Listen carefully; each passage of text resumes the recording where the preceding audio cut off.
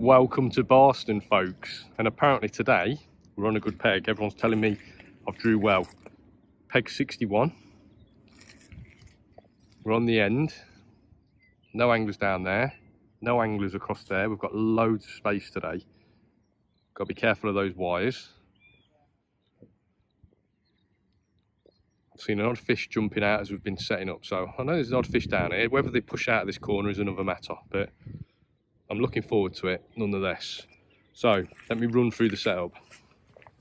3 rods, no pole today, 3 rods.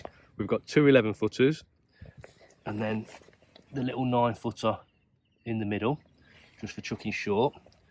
That 9-footer set up with a little hybrid feeder or method feeder in mind. Then we've got, on the 11-footer, we've got a straight lead setup for fishing with PVA bags. That works really well here. And also we've got another one there that's set up with hybrid feeder. So the 2 11-footers are for chucking longer, searching the peg, finding some fish. That little 9-footer, hopefully we get an onslaught short later on in the session. So feed wise, we've got some 8mm Dynamite F1 sweet pellets. I'm going to ping a few of those over on a short line for later on in the session. We've got in here, see if we can open this one-handed, our softened micros. That's a mixture of 3mm and 2mm. That's for going around our method feeder. And then we've got our bags and our hook baits. So a really simple day. Hopefully we catch a few fish. Now the last time I visited Barston, I got beat by Chris Hill. He fished a PVA bag, he caught some massive fish, and I know other anglers, Chris van der Vliet, anglers like that, they've been catching really well on a PVA bag. Been catching big fish, singling out those big carp, not messing around with skimmers and smaller F1s. And I just fancied giving that a go. So last night's prep was all about tying up some little PVA bags, some 3mm pellets in there, some 4mm as well, just to mix things up.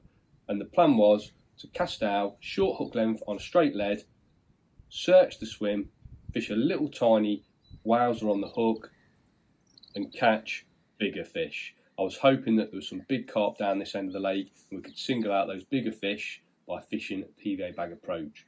Each cast was going to be dunked in some liquid flavouring. I've got a variety of flavourings, all from Dynamite, different flavourings that I was there to try out.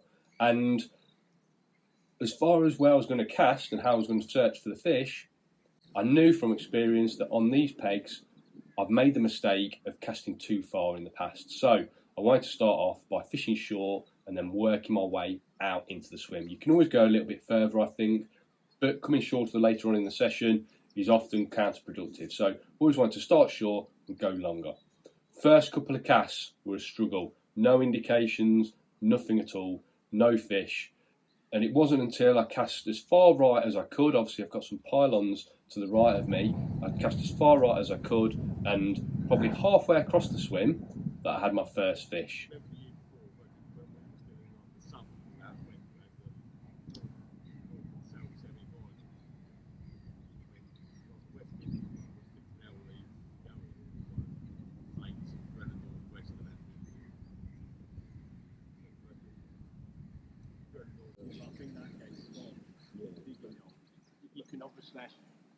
Now, because I'd waited so long for this fish, I wasn't about to rush it.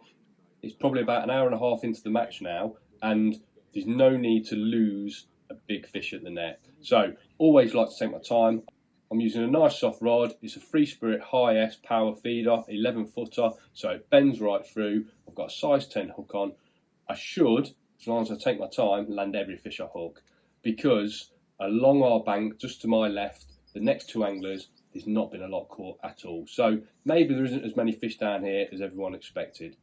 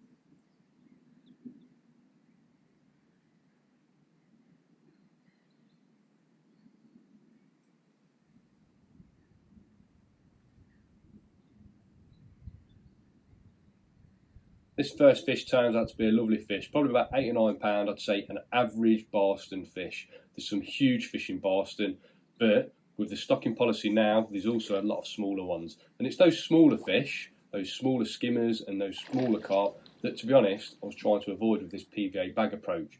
Later on in the session, I realised my massive mistake was avoiding those smaller fish, but we'll talk about that later on.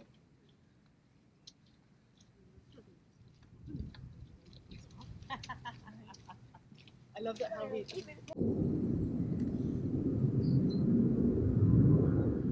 Now for me, this match turned into a casting session. All I seemed to be doing was searching for fish. I was leaving the bag in the water for 10 minutes each cast, which I felt was long enough for me to get an indication or a bite if there was a fish around, but I just could not get any bites. Paul Abbott on the next peg to my left, he was struggling as well. It was time to go longer and longer in the search of some fish, and by getting towards the far bank, we started getting some indications.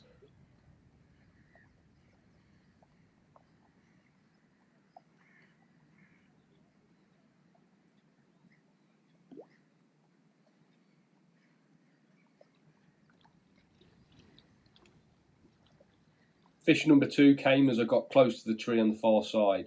There'd been the odd fish jumping out next to this tree before the start of the match, and I felt that I didn't want to go there straight away as it would risk spooking those fish, but I felt that at some point during the day I was going to have to go there and try and catch some of those fish that were jumping out. So gradually I've worked my way towards that tree and I've managed to get a couple of indications and a few fish. It was slow going though. The PVA bag just wasn't the way to go. It didn't feel like there was a big enough head of larger fish down this end of the lake, and I needed to get out of jail somehow. I'd heard that Mick Bull further up the section had been catching loads of fish on a pole line, been catching a lot of skimmers, he'd had a couple of big carp too. I'd been feeding a little bit of bait towards the tree to my right hand side in the edge, just catapulting a few pellets in an area probably about 7 metres from the bank on the edge of that tree line, and I felt that in the last half of the match I might be able to catch a few fish there. I needed something to happen because I was so far behind.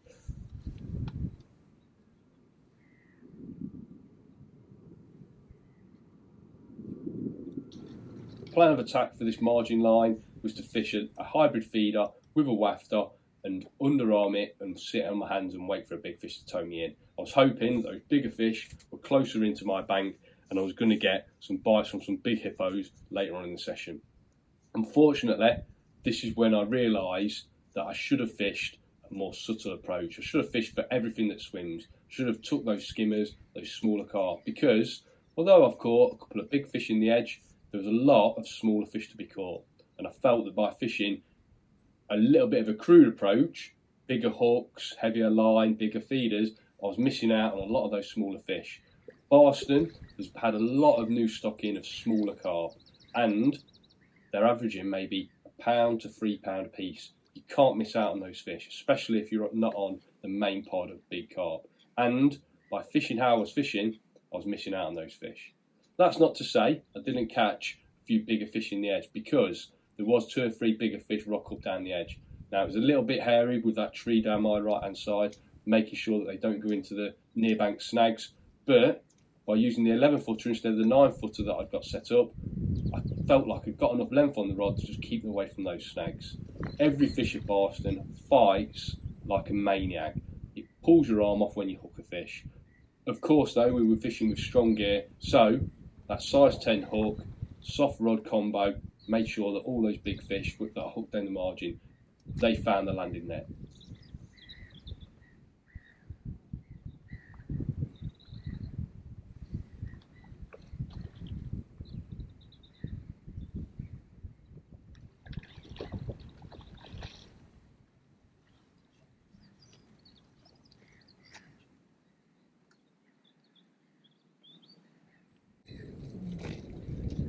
we'd get the odd indication in the margin all the time. Obviously, those smaller fish hanging around the feeder, pecking away at the micros, trying to get the bait off the feeder, maybe not taking the bigger hook bait that I was presenting. But one every now and again would slip up. And it was just one of those days that I knew I'd made a mistake. I'd not fished the peg correctly. And I knew deep down I could have had a much bigger weight.